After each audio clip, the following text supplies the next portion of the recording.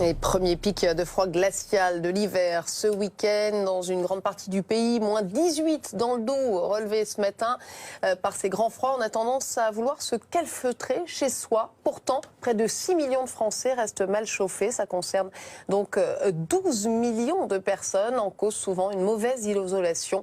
Mathias Tesson avec Olympe Paco et Joa Alensar.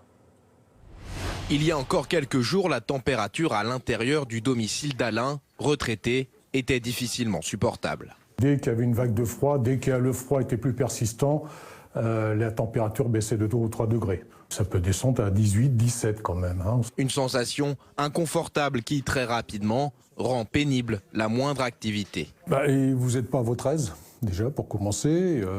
Vous n'avez peut-être pas, moi j'adore la lecture, la même concentration.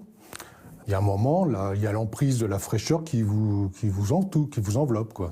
Alors plutôt que d'augmenter sans cesse son chauffage et voir sa facture grossir chaque mois un peu plus, Alain a préféré revoir son système d'isolation thermique. Une isolation vieille de 30 ans. Résultat, la chaleur monte puis s'évapore dans les airs. Auparavant, sous la tuile, on avait une fine couche de laine de verre qui avait à peu près 30 ans, qui avait perdu sa qualité thermique avec l'évacuation de l'air. Et aujourd'hui, on a maintenant une isolation dans les normes qui permet vraiment d'atténuer toutes les déperditions.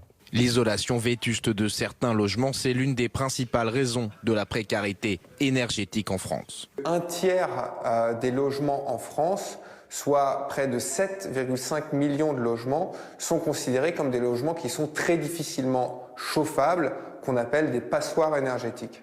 Bien isoler son logement permettrait, selon plusieurs études, de réduire de 30% sa consommation en énergie.